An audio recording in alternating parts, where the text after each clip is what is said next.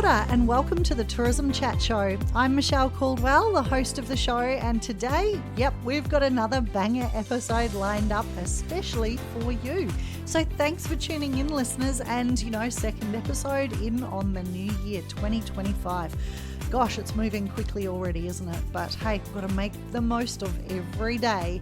So look, today we're back. It's another TRENZ Unpacked episode. We're going to get straight into it because today we're talking about new products, product development, and the role that TRENZ plays in some of those new product developments and announcements. And of course, some of the leaders in creating new products and launching new products at TRENZ Hobbiton. So yes, I went straight to Hobbiton and we've got Henry Horne joining us today. Henry has been with Hobbiton basically since day one. So he's got some great history and knowledge of how the movie set has developed from what it was when it first opened 20 odd years ago to how it is now as one of our leading attractions. So it's a great episode, some great little tidbits of information in there for you to get your hands on and have a listen to. If you are launching a new product at TRENZ or you're thinking about launching a new product, this is the episode for you. So tune in, enjoy listening to Henry, and we'll see you back next week. Don't forget though, before I go, head over to our Instagram page at the Tourism Chat Show. You might, if you haven't already had a look at it, you'll be able to see the video from Guy Robinson's house that we shared from last week's episode. And obviously in the podcast you can't see what he's talking about, but I shared that on the Instagram page, so go and have a look at that. And a little bit of paradise up in Northland there, so that's all great. Follow us there. Don't forget to subscribe. If you haven't left a 5-star review yet, please do. We do this for free. I'm here every week giving you access to some of the brightest minds in our industry, so we'd love it if you could just stop for a couple of seconds and leave a 5-star review for us, because that really helps other people find us. And don't forget to tell all your mates that we're here too. So anyway, have a great week. Enjoy the episode, and I will be back next week. Ka kite.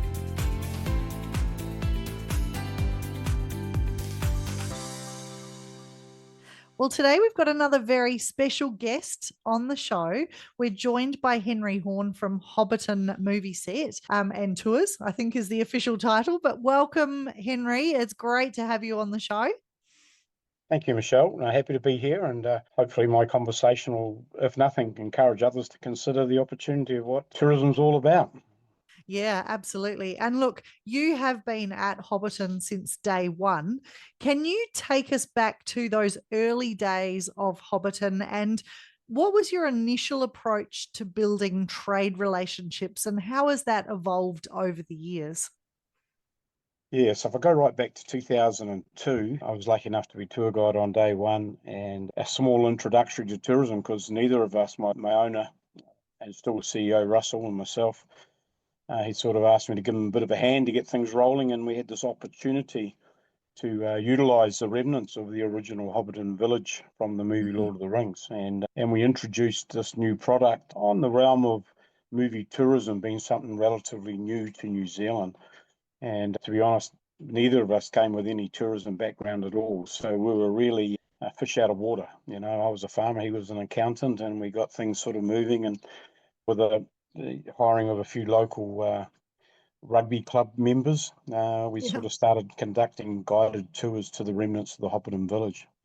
And we soon knew that the only way we were actually going to get the opportunity to grow the offering was to build a partnership with the trade section of tourism.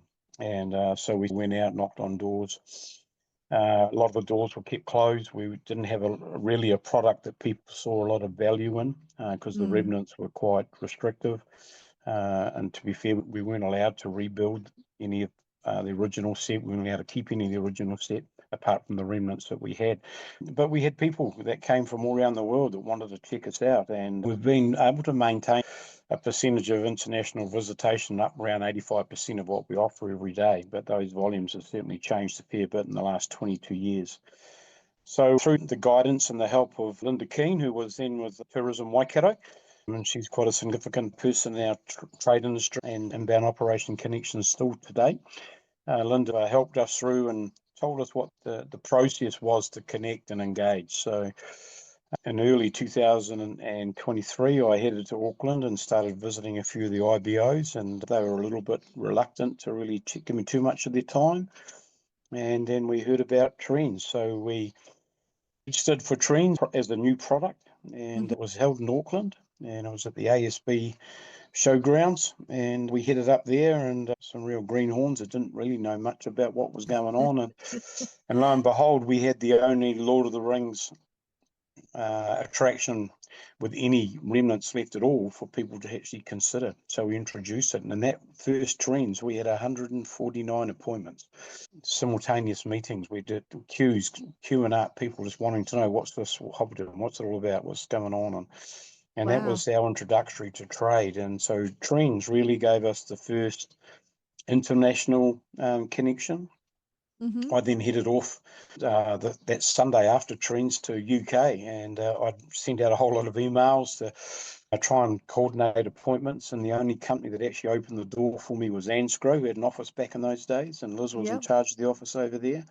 And so they graciously welcomed me in. Everyone else didn't respond, and I ended up cold calling on all of the agent partners that we were given a bit of a database to. And I spent a number of weeks through UK, Germany, Thailand, Malaysia and Singapore. I was actually away for about 8 weeks and just knocking on doors and passing my brochure saying, this is something new. We're in New Zealand. We're from the movie Lord of the Rings, and we think we've got something that's pretty tangible and could be quite productive in due course. But we had to run that course, which was always going to be a matter of time, So, and a lot of good luck, because the first movie was created and very successful.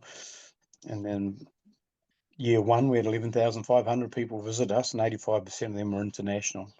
Year two, we had 34,000 people visit us, and we still had the remnants. And then that was on the back of the second movie, on the back of the third movie, the inclusion of the Lord of the Rings, Return of the King. And that really gave us the opportunity to have a bit of a presence. So, and then it was a little bit of a journey through how do we keep hold of what we've got, and how do we grow it, and how do you keep building those continuities. So 2004, I connected with Rotorua because Hamilton Waikato unfortunately got into a financial position they couldn't keep operating. And so I connected with Gunners, Don Gunn back then, and they graciously, after a number of emails backwards and forwards, let me join a roadshow, and that just was really the start of all of the connections we had. Australia has always been our biggest market, and continues to be so, because it's like a domestic destination for us as far as being able to connect. And so that's helped us sort of get the door open. But now the rest of the markets are chasing them quite vigorously, and 22 years down the line, we're closer to 600,000 people coming through the gateway every year. So it's been a journey, but through managing the opportunities that came our way over time.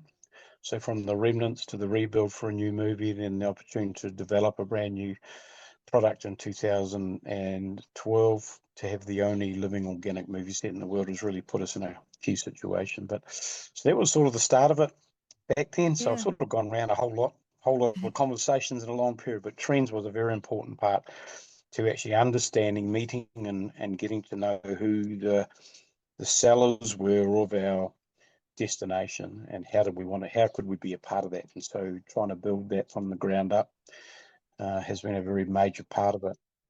How did you decide on which markets to target? You were obviously very popular at TRENZ, but when you were setting off on that first international trip, what data or what insights were you looking at, or what gut feel did you have to choose the markets that you chose to go and visit for the first time? So with that little bit of research we had done, we realised that the book, the Lord of the Rings book and the Hobbit books, were very, very strong in the educational sector of UK, Germany, US. And that was really the key factor to us getting into those markets early and letting them know that we had something that initially was tangible, because it was the remnants. It was the only remnants left in New Zealand, and people wanted to come and check out where Bilbo lived. And knowing that we were the bookends of the movie, the start and the finish, gave us a bit of continuity to what we could talk about and how we could grow it. So those markets were key because they have a history that's got a Lord of the Rings component to who they are. Yep. And so we put a fair bit of confidence into that. If we went there, talked about our offering and the Middle Earth flavour that we had, that we could build a bit of continuity. But it took a wee while for agents to get the confidence to be able to sell it.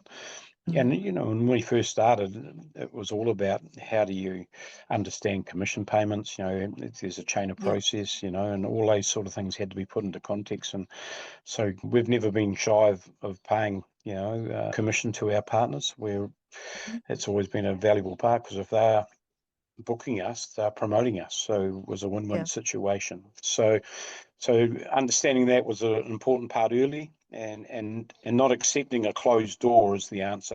Making sure you consistently tried to stay in touch, and we kept our feet pretty busy on the ground and pushed the markets pretty hard over the first sort of decade, until we got to a situation where we were able to tell the world that we now had the product to where it would continue to grow as a permanent movie location.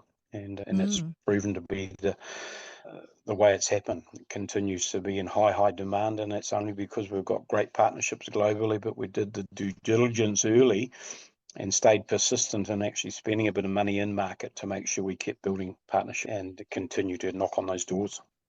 Yeah, absolutely. Have there been any unexpected successes or partnerships that Good came choice out of of words there, attending Michelle. TRENZ? Unexpected. Yeah, sorry, carry on. I was just saying, have there been any unexpected successes or partnerships that came out of attending TRENZ? Are you able to share a story about that? Yeah, well, so like I say, the first company that opened the door for me in UK, I'd never actually visited Ansgrow in Gold Coast at that stage. But Ansgrow were one of the very early partners that accepted what we had to offer as being something unique. And Jill Hall was in charge of the product offering over in the Ansgrow world in those days. And so they were the first company that actually brochured us. When you talk about a bit of a global connection, Chan Brothers in Singapore were the first company to include us in their series group offering. That was in 2004. So, it was a slow burn to get partnership, but once you got that partnership, making sure you delivered on what you offered. And that's always been a big part of our success, is that I suppose being the only sales manager for Hobbiton has given us a bit of consistency to what we talk about, and we deliver on what I say and what we do. And so between Russell, myself, and now Shane, he does a bit of sales work too, but I'm primarily the only one that does most of the trade work. So we've built that relationship and trust. And a lot of it is trust. When you talk about a product that is in a mythical environment, people sometimes struggle to understand what you're really trying to sell. But you're selling the opportunity for people to actually be a part of a mythical world created for movie, and that's pretty amazing. I still get goosebumps after 22 years when I talk about it. And, you wonder how that actually happens. But I know that the product is something that no one else can emulate globally. Plenty of people are trying to do that. But that Ansgrow, and I still work very close with Ansgrow today, globally, with them through the States and Australia, obviously, and over in UK, and they're starting to really push hard in America. So they've been a very early partner and continue to be a very strong partner with me. But then as that grew, the IBOs started getting more demand. And so as that demand came, they wanted to know a little bit more about us, and they wanted to build a bit stronger partnerships.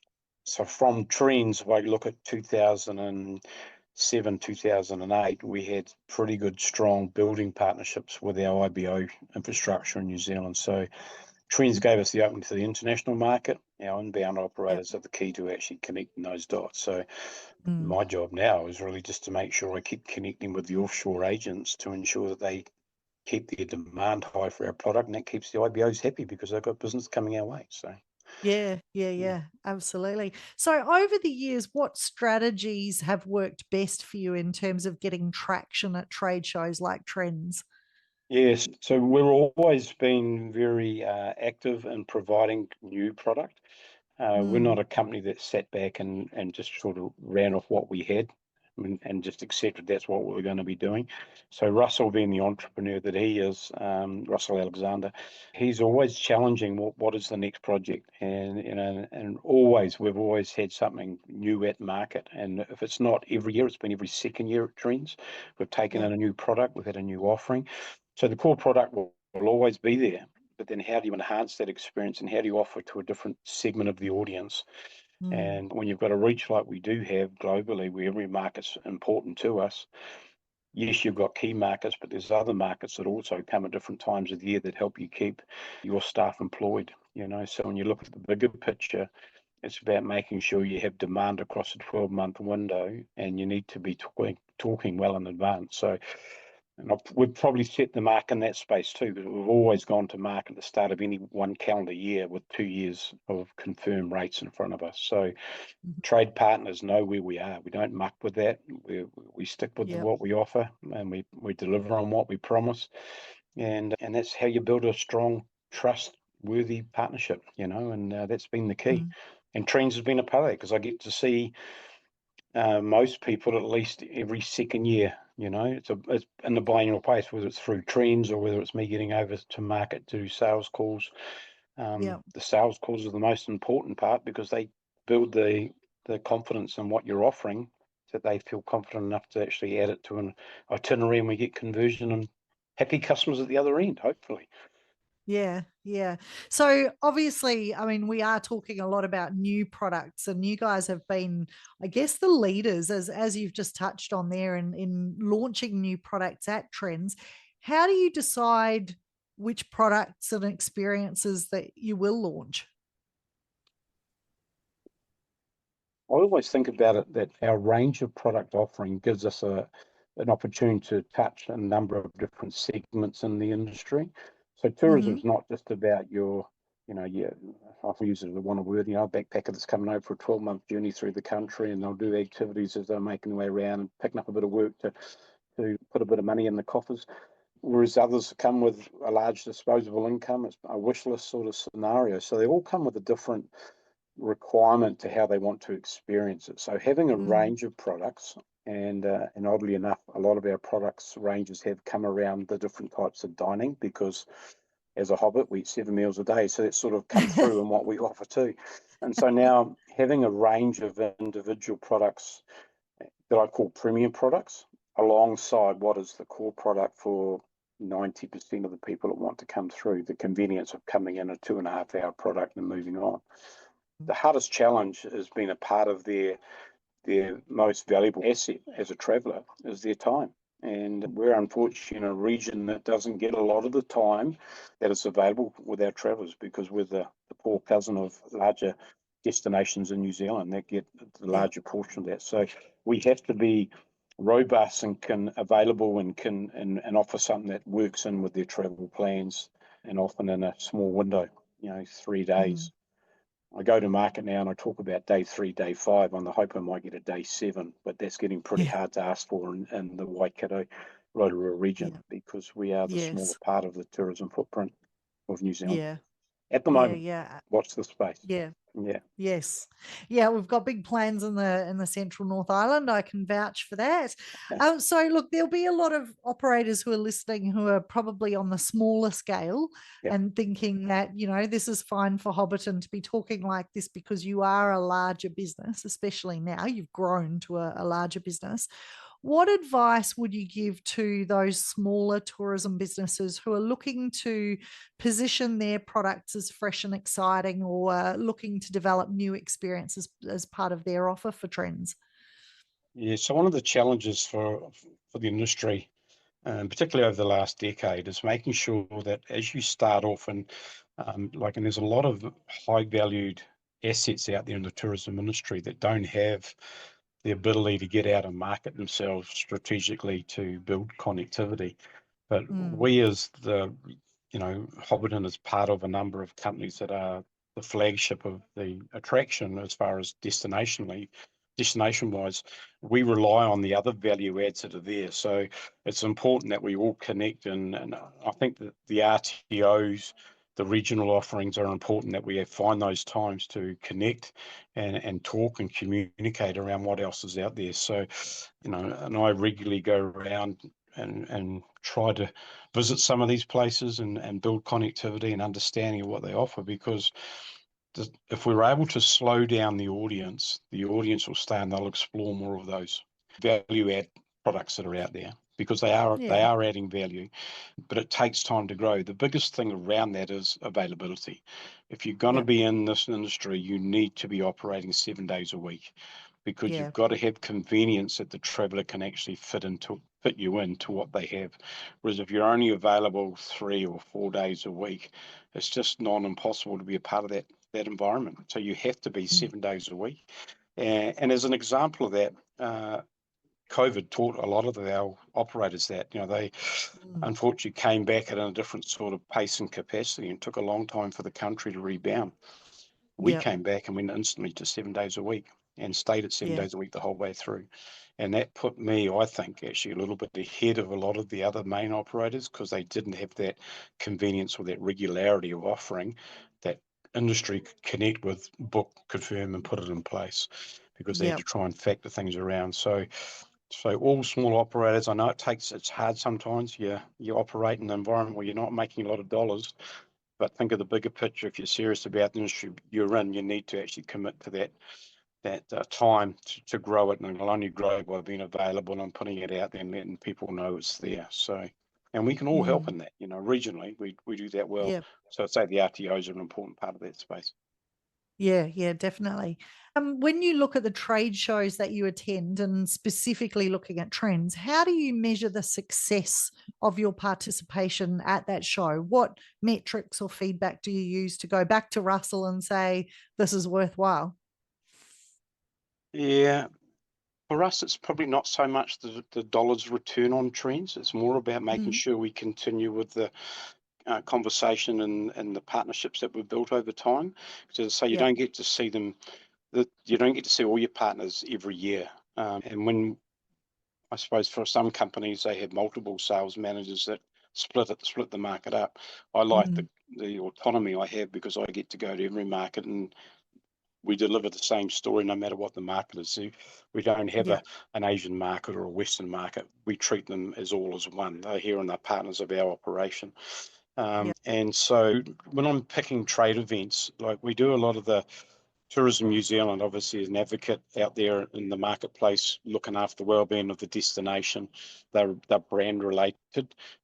Hobbiton is now part of that brand related type of attraction.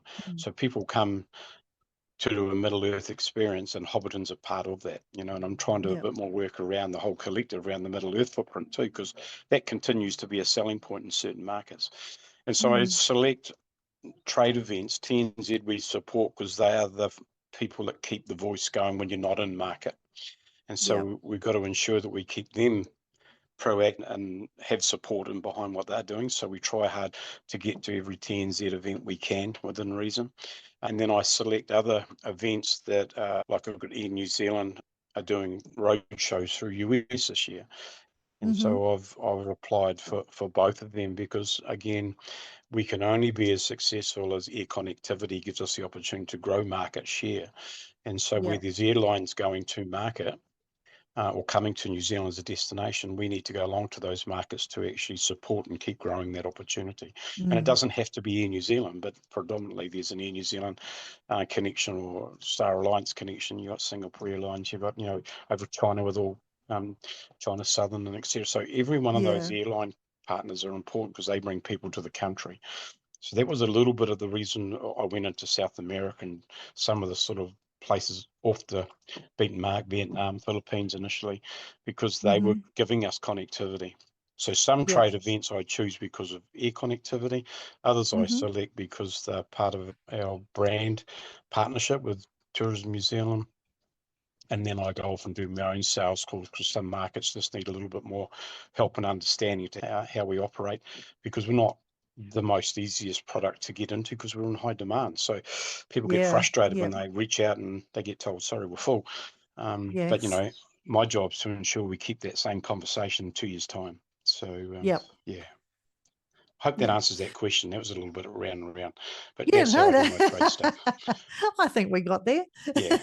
So when you look into the future, how do you see trends continuing to play a role in Hobbiton's success? Yeah, we've always said that trends for us would be a must-do every time it's made available, so because they do bring, in some cases, new people to the marketplace. It's Yeah. important to share the conversation of how the country fits together, and where certain market or certain products can create the catalyst to why people choose the destination, but also Mm-hmm. making sure that we ensure that New Zealand doesn't fall off. We're one of a number of major markets around the world that are bidding for Mm. the traveller's time. And so trends Yeah. still proves to be very important because people look forward to it. We run a good Yeah. event, and Yeah. we should be proud of what we do, and we shouldn't just water it down because we think it's the way to go. Really look at what we're doing, and what is the value. And the value is getting together. It's really about the people to people contact that we get from trends. It's not Yeah. always about the dollars and cents at the other end of it, because they'll come. Because what you might talk about today, you mightn't see the return for 2 years' time, because you're trying to Mm. talk that well in advance to ensure that your Yes. model or your proposition continues to be part of the conversation over periods of time in advance. Yep, yep. And that's a really important part of that trends thing, isn't it? It's an investment in the future of your business. It's not an Correct. instant. Yeah. Initially, trends for me was an introductory, whereas now it's always Yep. about where do I want to be in a couple of years' time. I remember the TIA boss, I won't mention his name, but he made a comment to me a few years ago at the trends. He asked me why I was there, because we were already full. And I said, I'm not here Mm. for today, I'm here for tomorrow. And Yep. I'm always talking 2 years in advance, because that's where we need to be, and that trade connection. People are planning, and the rest of the world is starting to catch up with all of this need. We're hearing it all the Yep. time, so we need to respond to that as a marketplace, make sure we've got our ducks aligned, and we deliver the message that we are here, we're open, and we're here to play serious, contributing seriously to the travel industry. Yeah, absolutely. And you never know what's going to be happening in 2 years, right? Like, look at what's happened in the last 5 years for us, and Oh, nobody expected that. So we're not going to go there no, today. no, no. I don't But even talk you're about that right. situation too Yeah. much nowadays, but I did bring it up in conversation there a minute ago because it was an example. But, if we didn't learn anything at all, apart from the fact that you never know what tomorrow's going to be, so you're going to make the most of what you're Yeah. doing today Yeah. and get out there and, keep pushing for that opportunity to be successful. And so for the small guys, we all started small. Yeah. Like day one, we had 18 visitors come and see Hobbiton on the first day, and now, Yeah. now we're ticking I along and two and a half I thousand a remember day. you guys hosted me when I was in inbound, and I would have been one of your first customers back in those days when it was just the remnants of the movie set. And yeah, now Yeah, look at the change of it. And it's phenomenal, the yeah. story that and the process that you've gone through. Look, I know you've just had a recent big launch at Hobbiton, but have you got anything new happening at Trends this year? Yeah, so we've got a new product we're launching at TRENZ this year. So the product's now open and operating. 11th Mm-hmm. of December, we started a new product called Behind the Scenes Tour. And Yep. so that's given me a new product for the last three TRENZ gatherings. Mm-hmm. Um, there's always a little bit going on, but this new product really has opened up a new opportunity. Very small boutique offering. It is Mm-hmm. limited to 28 people, and it's on a daily Wow. offering. So we're doing that every Yeah. day. This product's been operating and going very, very well. The clients seem very, very taken by what they're getting to see. They're actually getting to Yep. see artwork and conceptual work that none of us have ever been a part of. These are things that are done Wow.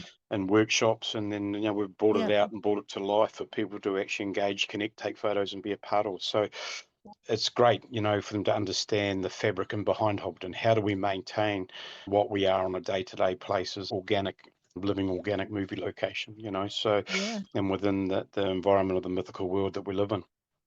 And it takes a lot of time and input from some very clever people that have been a part of the Middle Earth flavour now for, close on about 30 years. So from the Yeah. day they started talking about it back in the early 90s. And Yep. so to be a part of that's been pretty special. So Yeah, we're looking forward to really pumping the tires on this thing when we get down to TRENZ, because that'll be the first time a lot of our international partners will get engaged or connected. We've done the Mm-hmm. due diligence through our inbound operations. So we launched the product on the 6th of August down at Tech Conference down in Invercargill, and then Yep. opened it on the 11th of December, and it's been every day since the 16th of December. So, very, very proud of Awesome. how it's going, and feedback's been phenomenal. So And just is another. that targeting a more luxury offer, or is it the super fans of Lord of the Rings, or who Yeah. are you So seeing going through that? the big thing is making sure we have a point of difference in every proposition we have. So from the evening Mm. banquet tour, which we launched in 2014, to behind the scenes tour we launched in 2020, to the new Hobbit hole in 23, and now to the behind the scenes tour. So just making sure we have something with a point of difference, and it is focused a little bit more at the traveler that has a little bit more effluent dollar spend availability, so, Yep. and because it's only one departure a day and it's a limited number, it's going to be at a certain type of market set. Whereas your Yeah. regular Yeah. core product that operates every 10 minutes and throughout the day, 364 days of the year, Mm. that's got to be there because that's still your core seller. So we need to ensure Yeah. that keeps the wheels on the business per se, to Yep. ensure that you can keep developing new opportunities. So without Johnny and his parents coming through the door every day to see us, that wouldn't allow us to grow. So Mm. it's a sign of, I suppose, that we've been going pretty well, so we can keep investing in the opportunity to grow the product and the offering for our Mm. visitors to consider. Awesome. And before we finish Excuse up, me. Henry, if we've got some smaller operators listening in that are trying to break into the trade market, what advice would you give them about building long-term relationships and making the most of them at trade shows like TRENZ? Yeah, so the key to that success is actually when you go to a trade event like TRENZ, that you are sure of what you're going to offer. And so Mm. after you have the conversation, you then deliver on that conversation. You've got to be pre-organized. You have to, like I say, in most cases, you should have at least 2 years of retail rates already set, so you can Mm-hmm. give that information. You don't want to be a company that changes their rates every third month, because operations, inbound operators can't operate in that environment, because they are Yep. selling in advance. I already have my 26, 27 series groups booked in. So I, Mm. I go out and I push hard to get forward notice on what people want to do, and are we incorporated, so we can then organize ourselves around all of those Yep. already pre-sold sort of environments. But that takes time. Like I say, Chan Brothers was the first series group in 2004, and it took us years to get number two. But you've got to start there. But be organized, have your rates set, be happy with what you're offering in the trade space, understand the commissionable aspect of what this is about, because it's a two-way partnership, because they are your Mm-hmm. partners. They will be Mm. promoting you in markets they see the opportunity to sell your product, and you become Mm-hmm. part of that partnership, and then you've got to service it. You've then got to take the time to go up to the inbound operators, have a visit with them. A lot of my inbound operators complain that we don't get to see them at TRENZ, but we're trying to deal with have as many appointments with our offshore partners as we can, because we Yeah. should make the time and effort to go to the office in Auckland, Christchurch, Wanaka, wherever it might be, Queenstown, Wellington, um, Yep. Tauranga, to say hello, and just make sure that they're happy with what the conversation is, they're happy with how we're operating, they're happy with what we're promising and delivering. So all of those things become a big part of it. But you've got to be organized, you've got to be prepared to communicate, and you've got to take the time to make the time. Don't just think Yeah. because you've had the conversation today, that's it, it's done. It doesn't work that way. But you don't want to be Yes. a nuisance either. You don't want to turn Yeah. up every third week and say, hello, I'm back again, because what are you going to talk about? So when you go to see Yeah. them, Good point. have a plan. You're here to talk about Yep. operationally, business wise, how's it happening, what's doing, what's the two-way conversation, and anything new that's going on, or problems that they may have. Are they Yes. finding it easy to book you? So Yep. we've got to learn from that too. So none of us are Yep. experts, but yeah, we're trying to grow that opportunity properly between as a strong partnership, aren't we? So Yeah, absolutely. No, that's some great advice in there. And finally, when you look back on your journey with Hobbiton, what's been the most rewarding part of your role in growing the trade presence? The most rewarding factor is I can walk into any event globally and people know who I am. So, you know, having that autonomy that I talked about earlier as a sales manager has given me great partnerships and friendships globally. And I enjoy the people-to-people contact. And that's one of the pleasures of tourism, because without that, we haven't really got a trade. And so when I go offshore, I arrive at places and I get greeted with open arms and smiley faces, and they're happy to see you, and they talk about what we talked about last time, but they give me an audience to talk with. You know, I can sometimes be 10 minutes in an appointment, but in other days I can be an hour and a half, 2 hours, but still cover what I need to cover, but they're wanting to know more. They're hungry for that detail and information. So that's the reward for me, is I feel welcomed. I feel appreciated when I'm out in the market.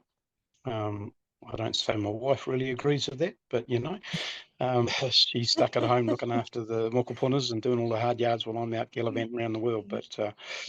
But we've been lucky. We've been blessed because we have a product that has continued to grow, but it's only grown because we've worked it. You know, we haven't sat back. We've gone out. We've hunted. We've built partnership. We've talked to the big boys. We've talked to the little folks. We've looked at the value that the destination has to offer regionally and nationally, and making sure we understand how that footprint works. You know, I need to know what's going on the west coast of South Island. I need to know what's happening in Taupo. I need to know what's happening over in Tauranga, Coromandel. You know, off the beaten track. You know, but you need to know what's out there. So you've got to build that continuity of knowledge, so that when you're in market, you can talk about how you fit in, how you connect, how can you be part of that footprint opportunity. So those are just all little side notes, but yeah, can't beat the partnership. Very honoured, very humbled to have had 22 years to build and grow partnerships globally. Yeah. No, it's been an awesome story, and one that I've loved following over the years, and I'm sure that there's many more good times to come for Hobbiton. And I'm always very excited to see what you guys are going to do next, because you're just full of ideas. Yes, well, you know, as I was mentioned earlier, our boss Russell, he's been a great guy to work with, and Yes. you know, it's never been a boss worker type of relationship. We've come from, I could say, and humbled to be a part of the growth of where we are, and we've got a great team working around us. I'm so proud of the 320 odd staff we now have ticking away, looking after the well-being of the footprint, and that's the key. You know, we deliver on what we talk about. I can talk till I'm blue in the face, but if it's not delivered, we've got no results. So, and they're doing that. So, you know, it's phenomenal to have a team that are all on the same page. Great Most of the team time. effort.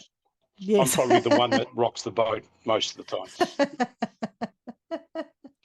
It's good to have that, though. You need the person that's out talking to the customers, or the trade customers at least, having input into some of that strategy, I always say. So I'm very lucky. I still get the chance to drive the bus and do tours here and there.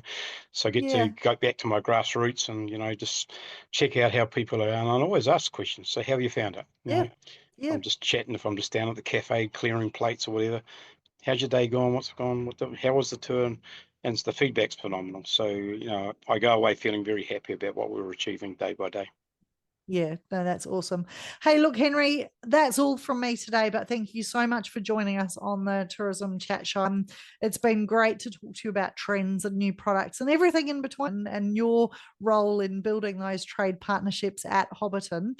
As I said earlier, you guys are leaders in this space. It's very obvious that you work very hard at it. And some, you know, the feedback, the tips, and the ideas that you've shared today, I think will go a long way to helping other operators in building their trade partnerships. So thank you very much for that. Oh, you're most welcome, Michelle. And at the end note, happy to share my contact with anyone. I've a lot of companies reach out and have a chat and ask for a conversation. You know, it's a conversation. not everything I do is successful, but I'm happy to Yes. share some of my thoughts and ideas. And I'm even getting a number of inquiries from products in the South Island asking for a little bit of advice around it. So we are here for Awesome. the bigger picture. We're here to grow Yep. the footprint of New Zealand as a destination. We've got a lot of competition, and we are an international reliant tourism industry. We don't have the population to be reliant on a domestic only environment. When Yeah. we don't have millions of people that are just going to stay at home and check out the backyard. So we are Yeah, reliant on that exactly. international continuity, and may that continue to grow with control, because we've also got to remember we're a small country, and Yeah. we want to enjoy what we have as our home base too. So Yes. Yes, cool. exactly. Well, thank you very much and a happy new year. Have a great 2025. Look forward to catching up with you at the next industry event. Yeah, what are we, 13 we'll, days in already? Crikey. Roll on Christmas 2025. It's not too far away. oh, look, it's just around the corner. Good on you. Thanks, All Michelle. right, nice to chat to you. Okay, hope that helped. Okay, cheers. Thank you. Bye. Later.